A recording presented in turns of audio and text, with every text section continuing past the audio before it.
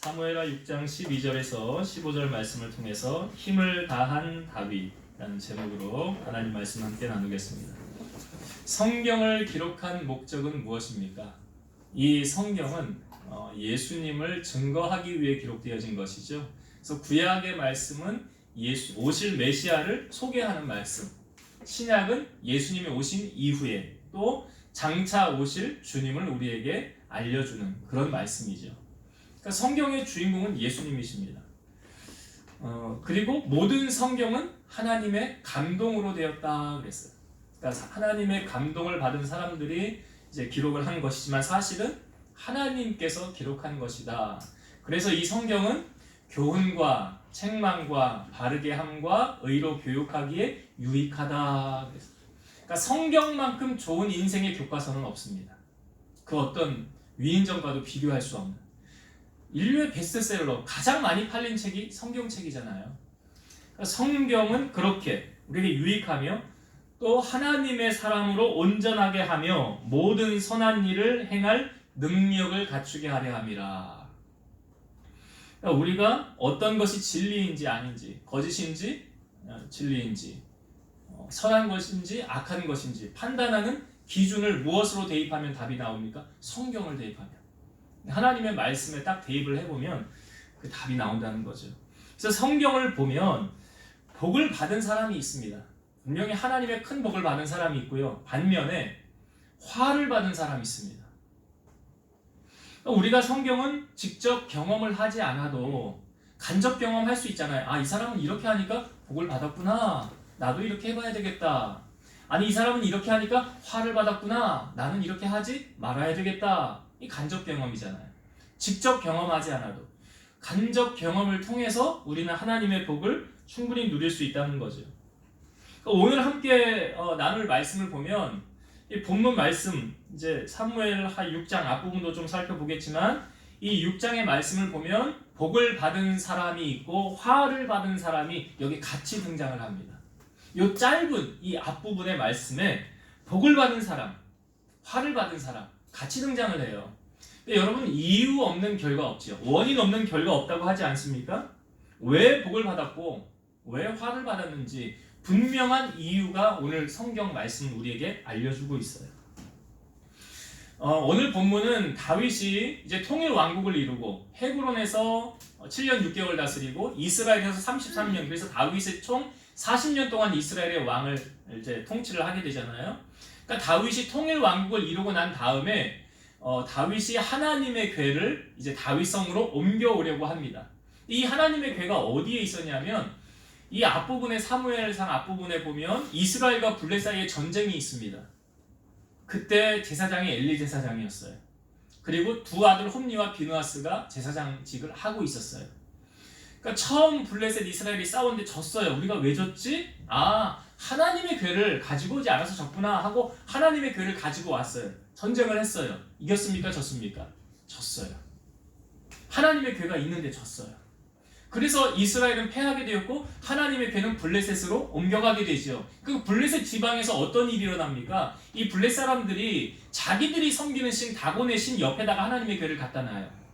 근데 다음날 들어가 보니까 이 다곤 신, 블레셋 사람들이 섬기는 신이 엎어져 있더라는 거예요. 아니, 누가 감히 우리의 신을 엎어놨냐? 그리고 똑바로 났는데 다음날 가보니까 이 다곤의 신이 머리가 잘리고 손목과 발목이 잘려서 이렇게 나둥그러져 있는 거예요. 거기에서 끝난 것이 아니라 전염병이 오기 시작하는 거예요. 아니, 왜 우리에게 전염병이 올까? 블레셋 사람들이 이유를 몰랐는데 그래서 이 궤를 자꾸 옮기게 되지 않습니까? 블레셋 지방으로. 그래서 원인이 어딨나? 혹시 하나님의 궤 때문에 그런 것이 아닌가 하면서 젖먹이소 2마리를 가져다가 한 결의로 묶고 수레에다가 실어서 하나님의 궤를 옮겨갑니다. 이게 만약에 베스메스 블레셋 지방으로 똑바로 가면 우리에게 임하는 재앙이 하나님의 궤 때문에 온 거다. 2마리의 소가 울면서 똑바로 베스메스로 가죠. 그리고 나서 이 하나님의 궤가 이스라엘로 옮겨오게 된 거예요. 그리고 이 궤가 어디에 있게 되었냐면 아비나답이라는 사람의 집에 하나님의 궤를 모셔놓게 돼요. 그 아비나답의 집에 궤가 몇 년 있었냐면 20년을 있게 됩니다.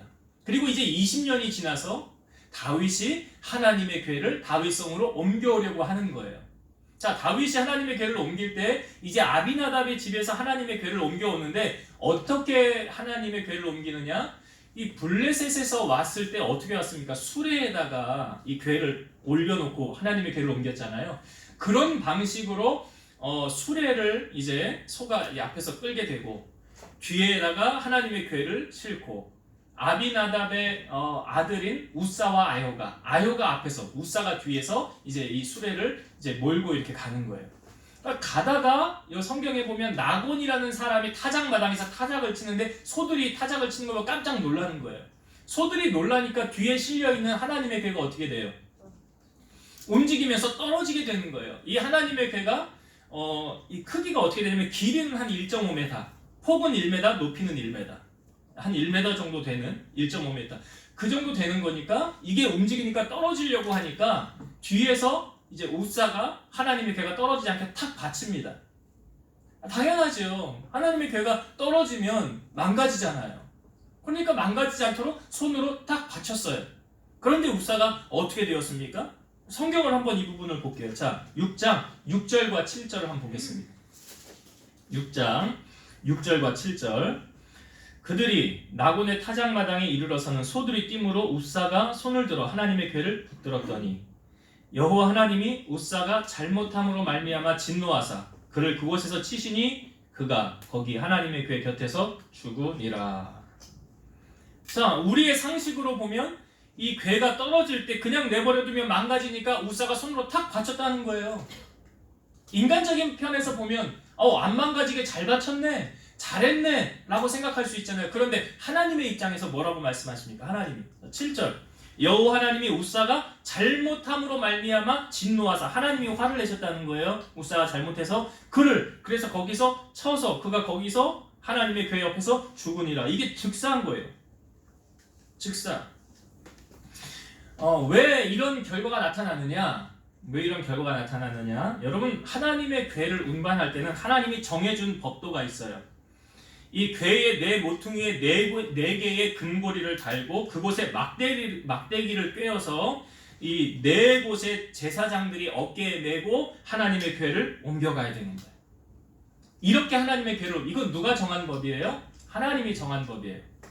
그러니까 하나님이 하나님의 궤를 옮길 때는 이렇게 옮겨라. 제사장들이 4명이서 메고 이 궤를 옮겨라. 그런데 어떤 방법으로 지금 옮겼습니까? 수레에다 실어가지고 옮겼지요. 그러니까 하나님이 명령한 대로 지금 행한 것이 아니었더라. 그 결과로 이러한 일을 맡게 된 거예요. 그러니까 지금 아비나답의 집에서 하나님의 궤를 옮길 때 보세요. 인간적인 방법으로 했습니까? 하나님이 정해준 방법대로 했습니까? 그러니까 우리가 하나님의 일을 하나님의 방법대로 해야 되지 사람의 방법대로 하면 안 돼요. 왜 그렇습니까? 하나님이 주인이 아닌 내가 주인이 될 수 있기 때문에 그래요. 여러분, 신앙생활은 하나님이 나에게 맞추는 것입니까? 내가 하나님에게 맞추는 겁니까? 내가 하나님. 그렇죠. 내가 하나님에게 맞추는 거예요. 내가 하나님의 말씀에 맞춰서 살아가는 거예요. 그러니까 하나님의 말씀도 내가 순종하고 싶은 건 순종하고 순종하기 어려운 건 그냥 지나치는 건 이건 내 방식대로 신앙생활하고 있는 거예요. 어떤 건 내가 순종하기 쉬우니까 하고 어떤 건 내가 하기 어려우니까 하지 않는다. 여러분, 하나님의 말씀이 우리를 얽어매는 올무입니까? 아니죠. 성경에 보니까 이것도 하지 말라 저것도 하지 말라 하지 말라는 게 참 많아요. 율법에 보면 613가지인데 365가지가 하지 말라 248가지가 하라 하지 말라는 게 더 많아요. 시편 119편 105절 주의 말씀은 내 발의 등이요 내 길의 빛이니이다. 주의 말씀이 내 발의 등이고 내 길의 빛입니다. 제가 앞부분에 하나님께서 성경을 기록한 목적에 대해서 이렇게 말씀드렸죠. 하나님의 사람으로 온전하게 하며 모든 선한 일을 행할 능력을 갖추게 하는 것이 뭐라? 말씀이에요. 우리를 온전하게 하고 이 험한 세상에서 믿음으로 승리하는 비결을 알려주는 것이 하나님의 말씀이에요.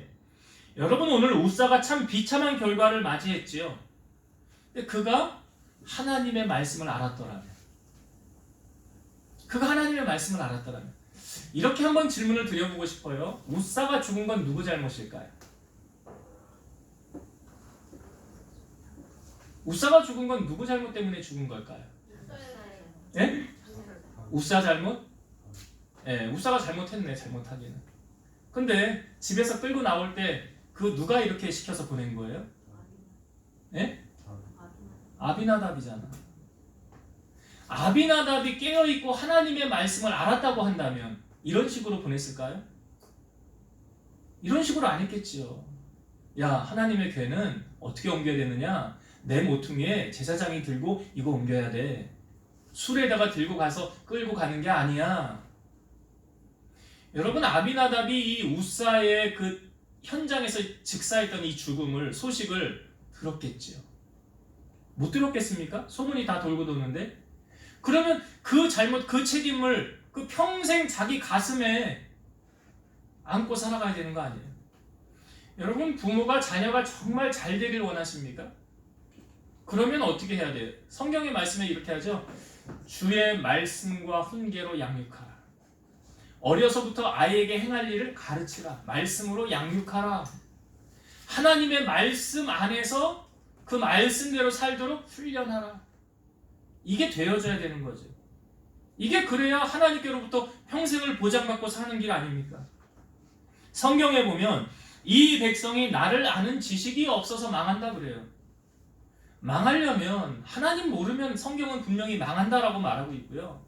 하나님을 가까이 하는 사람이 복이다라고 말하고 있어요. 그래서 성경은 힘써 여호와를 알자 그래요. 하나님을 알아가기에 힘써야 한다는 거예요. 왜 그렇습니까, 여러분? 말씀이 나를 살리고, 오늘 이 우사의 비참한 결과는 사실 하나님의 말씀을 모른 결과였어요. 아비나답이 알았다고 한다면, 바른 방법으로 알려주었다고 한다면, 그러면 이런 결과를 맞이하지 않았을 거예요. 그렇기 때문에 우리가 하나님의 말씀에 나를 복종시키고 말씀에 순복하고 순종하며 살아갈 때 우리는 하나님께로부터 복을 누리고 살아갈 수 있다라는 것을 이 우사의 죽음을 통하여 오늘 우리에게 메시지를 던지고 있습니다. 자, 이제 우사가 죽는 것을 다윗이 보고 그 현장에 있는 모든 사람들이 다 봤잖아요. 하나님이 두려울까요? 안 두려울까요? 두렵죠. 바로 즉사했는데 어떻게 안 두려울 수가 있겠어요. 그러니까 다윗이 하나님을 두려워하면서 어떻게 하나님의 궤를 나에게 이끌어가겠느냐 하면서 다윗성으로 메어가지 않습니다. 이 궤를. 그래서 이 궤가 중간에 벙 뜨게 된 거죠. 쉽게 말하면 목적지를 잃은 거예요. 그런데 이 궤가 어디로 옮겨지게 되었냐면, 자, 10절, 11절 한번 볼게요. 10절과 11절. 다윗이 하나님의 궤를 옮겨 다윗성 자기에게로 메어가기를 즐겨하지 아니하고 가드 사람 오베데돔의 집으로 메어간지라. 여호와의 궤가 가드 사람 오베데돔의 집에 석 달을 있었는데 여호와께서 오베데돔과 그의 온 집에 복을 주시니라. 자, 다윗이 지금 자기 다윗성으로 메어가지 않았지요. 그래서 이게 어디로 갔대요? 가드 사람 오베데돔. 오베데돔은 어느 지역 사람이라고요? 이스라엘 사람입니까? 아니에요. 가드 사람 하면 여러분 생각나는 사람 누구 혹시 생각납니까? 가드 사람. 다윗하고 1대1로 대결해서 싸웠던 골리앗. 이 골리앗이 가드 사람. 그러니까 쉽게 말하면 블레셋 지방의 이방 사람이에요. 그러니까 이스라엘 사람 아무도 이 하나님의 궤를 메어가지 않은 거예요. 왜? 우사처럼 되면 어떻게 해요? 우사처럼 죽으면 어떻게 벌벌벌 다 떨면서 아무도 그 하나님의 궤를 메어가지 않는 거예요. 그러니까 이 궤가 오베데돔 가드 사람의 집으로 들어가게 되었습니다. 자, 그런데 성경에 보니까 11절에 이렇게 기록되어져 있죠. 여호와의 궤가 가드 사람 오베데돔의 집에 몇 달이 있었대요? 석 달이 있었는데 여호와께서 오베데돔과 그의 온 집에 복을 주시니라. 조금 아이러니하지 않습니까? 뭐가 아이러니하냐면 우사는 지금 하나님의 궤로 인하여 죽었어요. 그러면 지금 모든 사람의 시선은 이제 오베데돔을 향하고 있어요. 오베데돔 언제 죽나 보자. 우사가 죽은 것처럼 오베데돔도 분명히 죽을 거야. 그리고 사람들은 이제 거기에 다 신경이 곤두서 있었겠죠. 석 달이 지났어요. 어떤 소문이 돌고 돌기 시작합니까? 하나님께서 오베데돔에게 복을 주었더라. 아니, 사람들은 오베데돔이 언제 죽을까? 그걸 기다리고 있었는데 오히려 오베데돔이 복을 받았더라. 한 사람은 하나님의 괴로 인해 죽음을 맞이했는데 한 사람은 하나님의 괴로 인해서 복을 누리게 되었더라. 그럼 여러분, 오벳에돔이 지금 만졌던 괴하고 오벳에돔의 집에 있던 괴는 같은 괴입니까? 다른 괴입니까? 같은 거예요? 다른 거예요? 똑같은 거죠? 똑같은 거예요. 똑같은 하나님의 괴로 한 사람은 축복을 받았고 한 사람은 저주를 받았더라. 여러분, 이 하나님의 괴는 뭘 상징합니까? 하나님의 임재를 상징하는 거예요. 하나님의 괴는 하나님의 임재를 상징하는 거예요. 근데 하나님의 임재가 이 솔로몬이 성전 완공을 한 후에 하나님께서 솔로몬에게 이렇게 말씀하셨어요. 네 기도와 네가 내 앞에서 간구하는 바를 내가 들었은즉 나는 네가 건축한 이 성전을 거룩하게 구별하여 내 이름을 영원히 그곳에 두며 내 눈길과 내 마음이 항상 거기에 있으리라.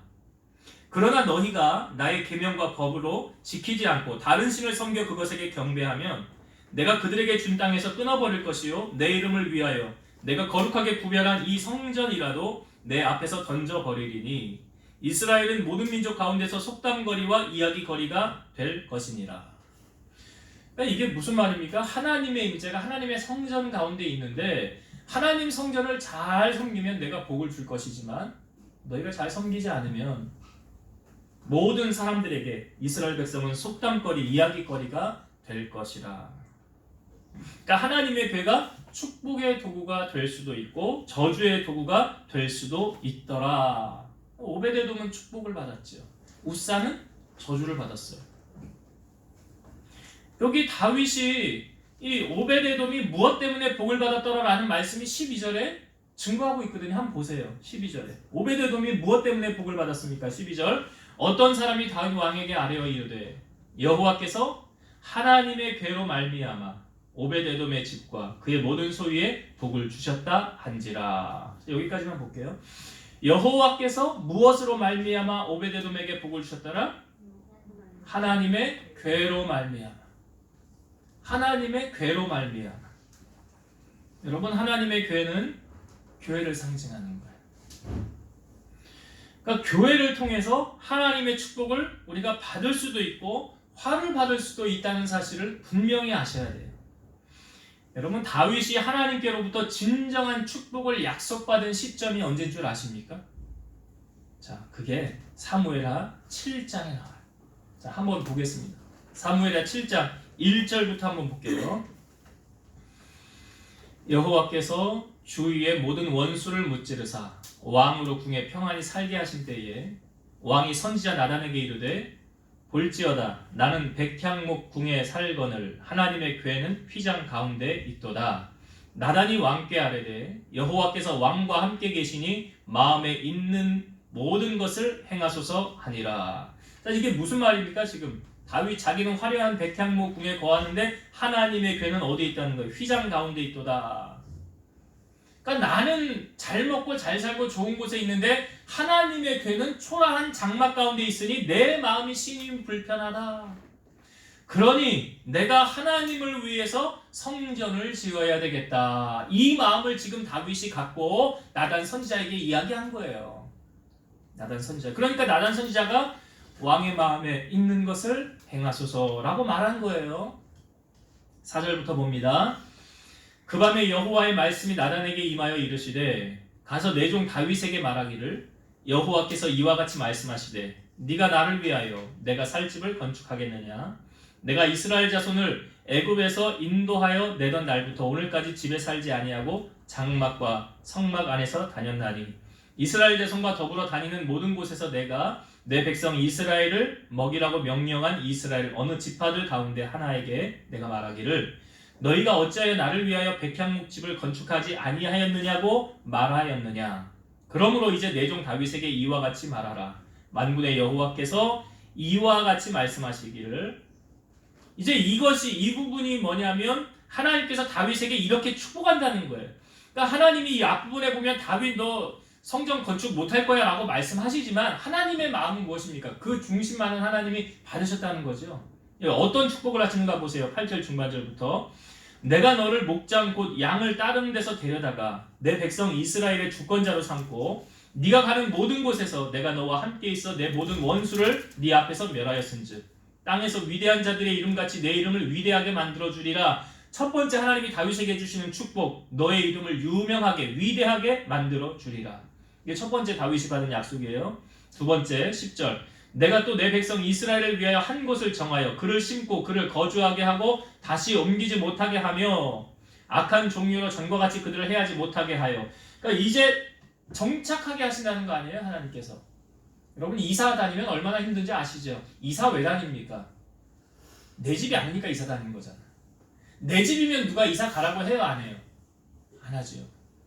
그러니까 다윗이 지금 여기 다윗으로 하여금 한 곳을 정하여 정착하게, 뿌리 내리게 한다는 거예요.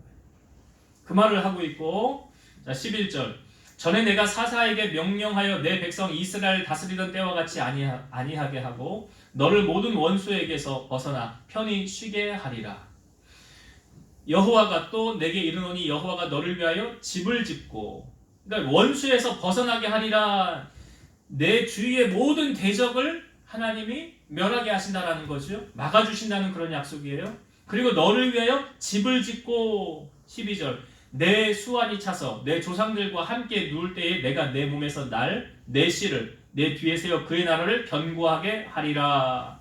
그러니까 내 후손들로 말미암아 나라를 계속 이제 이어갈 수 있도록 그런 후손의 축복을 하신다는 거. 13절 그는 내 이름을 위하여 집을 건축할 것이요 나는 그의 나라 왕위를 영원히 견고하게 하리라. 여기 13절에 나오는 그는 내 이름을 위하여 집을 건축할 것이요 그 후손, 그러니까 다윗의 그 다음 왕이 된 사람이 누구예요? 솔로몬이에요. 솔로몬. 그러니까 솔로몬이 나를 위하여 하나님의 집 성전을 건축할 것이다 라고 말하고 있잖아요. 14절 나는 그에게 아버지가 되고 그는 내게 아들이 되니니 그가 만일 죄를 범하면 내가 사람의 매와 인생의 채찍으로 징계하려니와. 그러니까 하나님께서 우리가 죄를 지면 이렇게 하나님이 하시는 거예요. 사람의 매, 주위의 사람들을 나를 힘들게 하는 거죠. 이게 사람의 매라는 표현을 하고 있고 인생의 채찍으로 징계하려니와. 죄를 범하면 15절 내가 네 앞에서 물러나게 한 사울에게서 내 은총을 빼앗은 것처럼 그에게서 빼앗지는 아니하리라. 내 집과 내 나라가 내 앞에서 영원히 보존되고 내 왕위가 영원히 견고하리라 하셨다 하라. 그러니까 하나님께서 다윗이 하나님께로부터 진정한 하나님의 축복을 이렇게 받게 된 계기가 어디 있었다고요? 하나님의 교회를 세워야 되겠다. 이게 뭐 교회를 사랑하는 마음. 그것이 하나님 앞에 상달되어졌기에 하나님 이렇게 복을 내리시는 거예요. 에베소서 1장 23절 보면 교회는 그의 몸이니 누구의 몸이에요? 예수님의 몸이니. 그러니까 예수님을 사랑하면 교회를 사랑하게 돼 있어요. 같이 가는 거예요. 따로 놀지 않아요. 예수님께서 6월절에 예루살렘에 올라갔을 때 성전 안에 가니까 성전 안에서 소와 양과 비둘기 파는 사람, 돈 바꾸는 사람 그 채찍을 만드셔가지고 다 내쫓습니다. 돈 바꾸는 사람 막 상을 엎으시고 그리고 비둘기 파는 사람들에게 여기서 이거 가지고 나가라 하면서 주님이 이렇게 말씀하셨어요. 내 아버지의 집으로 장사하는 집을 만들지 말라. 예수님이 성전을 향하여 내 아버지의 집이라고 요한복음 말씀하고 있고 공관복음에서는 내 집은 만민의 기도하는 집이라. 그러니까 유대인들이 예수님이 이렇게 행하는 거 보고 네가 이런 일을 행하니 무슨 표적을 우리에게 보이겠느냐. 근데 예수님이 이렇게 말씀하셨어요. 너희가 이 성전을 헐라 내가 사흘 동안에 일으키리라. 그러니까 유대인들이 말하기를 아니 이 성전은 46년 동안 지어졌는데 내가 3일 동안 일으키겠느냐. 요한복음 2장 21절 22절 그러나 예수는 성전된 자기 육체를 가리켜 말씀하신 것이라 죽은 자 가운데서 살아나신 후에야 제자들과 이 말씀하신 것을 기억하고 성경과 예수께서 하신 말씀을 믿었더라. 그러니까 이 성전이 예수님이다라고 예수님 말씀하는 거예요. 그러니까 성전은 그의 몸이니 예수님의 몸이니. 그러니까 여기 우리가 모이는 이 건물 초라해 보이기도 하지만 예수님이 머릿돌 되시고 성전이 예수님의 몸이다라는 거예요. 분명한 사실은 성전을, 교회를 잘 섬기는 건 예수님을 잘 섬기기 때문에 교회를 잘 섬기면 반드시 하나님이 복을 베풀어 주십니다. 진리예요. 이거는 어디를 가나 간증하는 사람들 이야기를 들어보십시오. 하나님 교회를 이렇게 섬겼더니 하나님 나에게 이렇게 갚으셨더라. 무궁무진합니다. 이런 간증들이. 그러니까 우리가 하나님의 복을 누리기 위해서는 하나님의 교회를 내몸같이 잘 섬겨야 된다.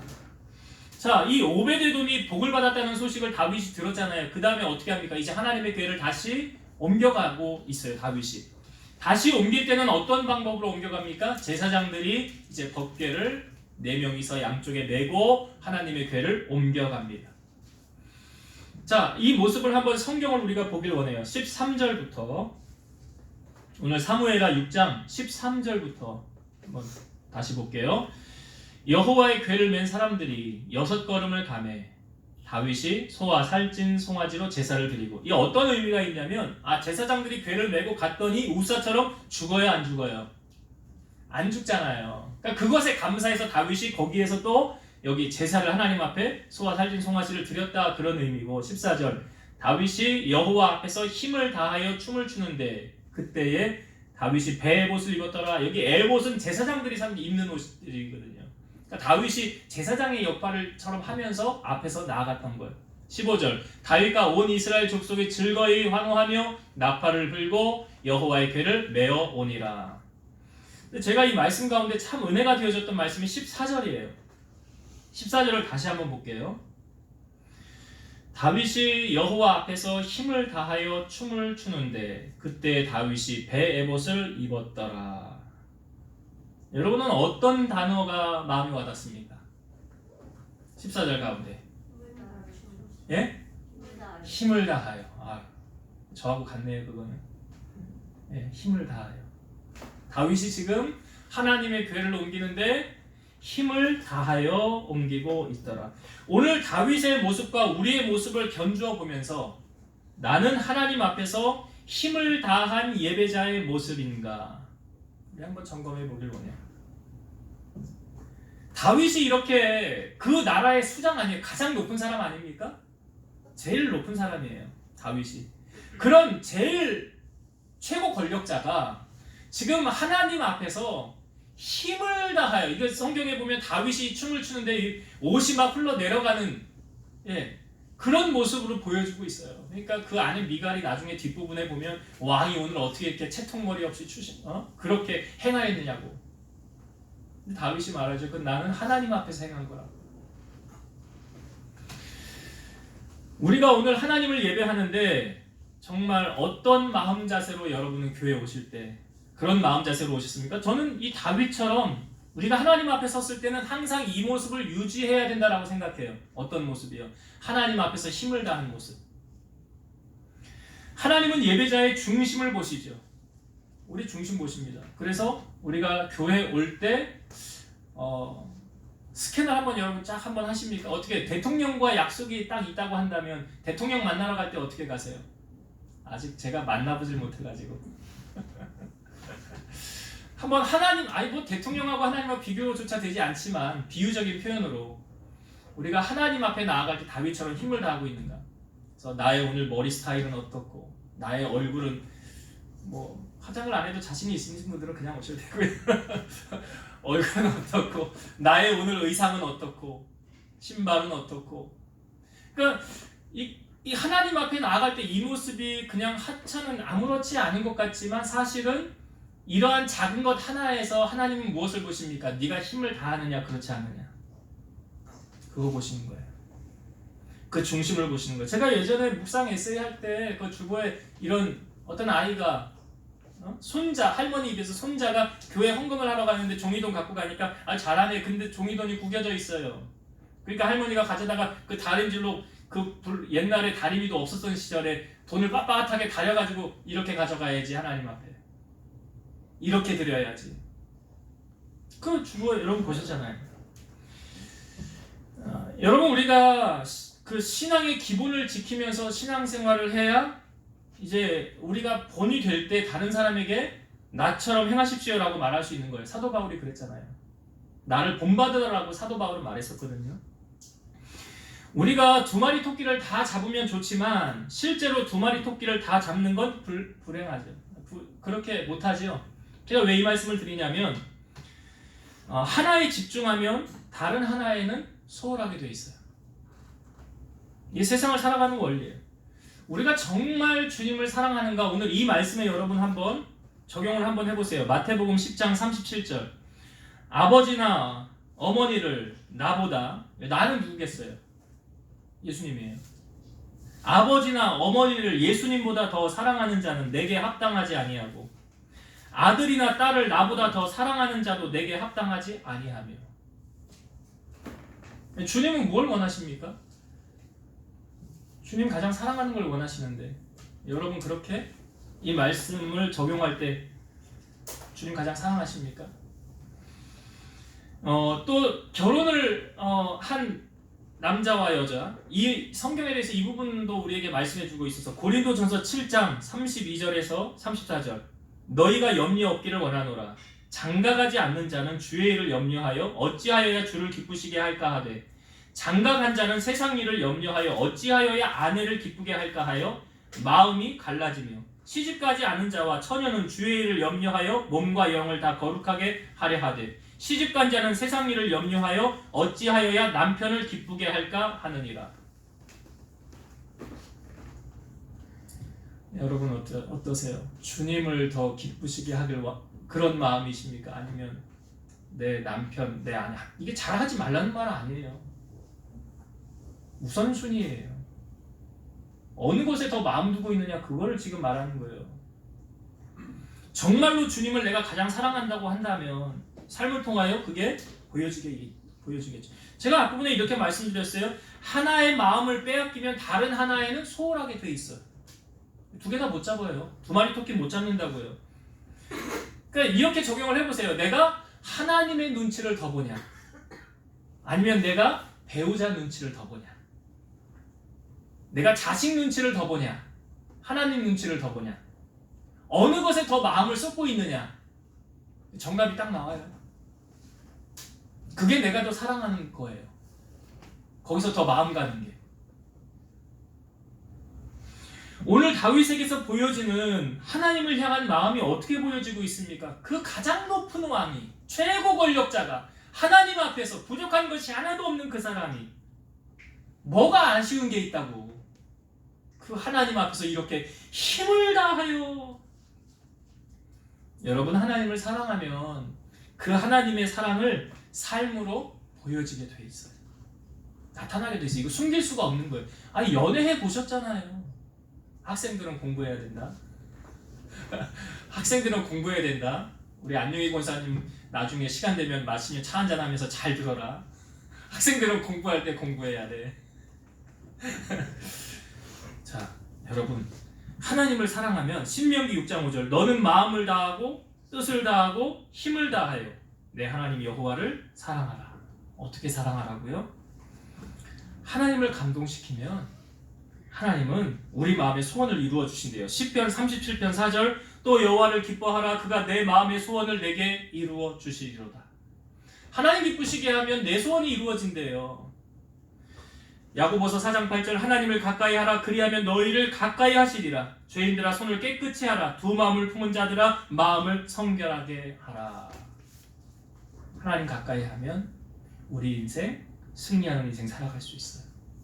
오늘 다윗을 통하여 우리 하나님 앞에서의 어떤 모습으로 나아가야 되는지 그 모습에 우리에게 도전을 주고 있어요. 우리도 이렇게 살아가기를 소망해요. 자, 이제 말씀을 정리하고 마치겠습니다. 오늘 이 짧은 단락, 이 6장 앞부분에 있는 이 말씀을 통해서 축복을 받은 사람이 있고 저주를 받은 사람이 있더라. 왜 웃사는 죽게 되었을까? 성경에 보면 하나님께서 우사가 잘못함으로 말미암아 진노하사. 여러분 신앙생활은요 내 방식대로 하는 거 아니에요. 내가 편한 방식대로 하는 거 아니에요. 말씀도 내가 적용하기 쉬운 말씀만 내가 적용하고 이건 어려우니까 이건 하지 말아야지 그거 아니에요. 신앙생활은 하나님께 맞춰야지 나에게 맞추는 거 아니에요. 그러면 나에게 맞추면 내가 주인이죠. 하나님이 나한테 맞춰주세요. 하나님 이렇게 해주세요. 내가 원하는 대로 해주세요. 이거는 올바른 신앙이 아니에요. 진정한 신앙은 우리가 말씀을 따라가는 거예요. 하나님이 원하는 대로 살아가는 거예요. 그렇게 우리가 하나님의 말씀대로 살아가야 우사처럼 이렇게 되어지지 않는다. 그리고 이 우사의 죽음을 보면서 그 아버지 아비나답이 어떤 생각이 있겠어요? 내가 바로 못 가르쳤구나. 여러분 자녀를 정말 세상에서 승리자로 성공자로 살아가길 원한다면 말씀으로 양육하셔야 돼요. 하나님 말씀 떠나서 성공 그거 뭐 어떤 의미가 있을까요? 말씀으로 양육하셔야 돼요. 그래서 신앙생활은 하나님 말씀 붙잡고 하나님의 방법대로 살아가는 첫 번째 나눴던 두 번째 똑같은 하나님의 궤로 축복을 받은 사람 저주를 받은 사람이 있더라. 이거 다른 교회가 아니에요. 여러분 뭐 꼭 우리 교회만 다녀야 축복받는다 이 잘못된 교회예요. 그렇지 않아요. 모든 교회는 다 하나님이 계세요. 하나님 계십니다. 근데 그 교회를 어떻게 섬기느냐에 따라 열매가 달라지는 거예요. 상급이 달라지는 거예요. 똑같은 하나님의 교회로 하나님이 원하지 않는 방법을 행하였던 우사는 저주를 받았지만 오벳에돔은 하나님의 복이 임하는데 얼마 안 걸렸어요. 몇 개월이에요? 3개월. 하나님도 급하셨나봐요. 빨리 복을 주고 싶으셨나봐요. 3개월 만에 하나님의 복이 오벳에돔에게 임했어요. 그러니까 여러분 정말 복받기를 원한다면 하나님의 교회에 최선을 다해서 섬기세요. 정답이 비결이니까. 그럼 하나님이 반드시 하나님의 복을 그러니까 성전은 예수님의 몸이라고 그랬잖아요. 그러니까 몸된 성전을 내가 잘 섬기면 반드시 하나님의 복이 임한다. 그리고 마지막 세 번째 나누었던 은혜가 다윗이 하나님의 궤를 메어 올라갈 때 어떤 마음 자세였다고요? 힘을 다하여. 오늘 우리가 하나님 어떻게 섬깁니까? 여러분 교회 오실 때 그 전날부터 이렇게 미리 준비하면서 내일 은혜 받을 일을 사모하면서 그렇게 오시죠. 내일은 옷은 어떻게 입어야 되겠고 머리는 어떻게 하고. 그래서 저는 뭐 새 옷이 생기거나 새 신발이 생기거나 그러면 저는 제일 먼저 계시하는 날이 주일이라고요. 네, 주님 앞에 먼저 보여드리고 싶어서. 그러니까 내 마음의 중심이 하나님을 향하여 있다라는 거예요. 하나님은 아시겠죠. 그러니까 우리의 마음 중심 보신 하나님을 향하여 이렇게 힘을 다한다면 그러니까 하나님도 그러잖아요. 하나님을 네가 나를 이렇게 사랑하는데 내가 어떻게 가만히 있겠냐. 그러니까 다윗이 우리가 7장의 말씀도 보았지만 하나님께 진정한 축복을 받는 그 비결은 다윗의 마음이 하나님께 가 있었다는 사실. 오늘 우리의 마음이 어디에 가 있습니까? 우리 하나님을 어떻게 섬깁니까? 여러분 힘을 다해서 정성을 다해서. 그래서 주보의 묵상을 한 주간의 말씀이 너는 마음을 다하고 뜻을 다하고 힘을 다하여 내 하나님 여호와를 뭐하라? 사랑하라. 이론적으로 하지 마시고 삶을 통하여 보여주시는 우리 성도님들이 다 되시기를 주의 이름으로 축원드립니다. 기도하시겠습니다. 살아계셔서 역사하시는 하나님, 우리가 하나님을 섬기되 내 주관대로 내 마음대로 행하는 것이 아니라 하나님 말씀 따라 살아가는 우리 성도들 되게 하시고 때로는 그것이 내가 순종하기 어렵다 할지라도 우리를 쳐서 복종함을 통해서 말씀대로 살아가는 우리 성도들 되게 하시고 하나님의 성전을 잘 섬기면 하나님 반드시 복을 주신다고. 오늘 오벳에돔이 복받은 것 석 달밖에 되지 않았습니다. 3개월 만에 하나님 복을 주셨듯이 우리 성도들의 삶 속에 이런 하나님을 경외하고 힘을 다하여 섬길 때에 놀라운 하나님의 축복을 경험하고 살아가는 우리 성도들이 다 되게 하여 주옵소서. 예수님 이름으로 감사하며 기도드리옵나이다. 아멘.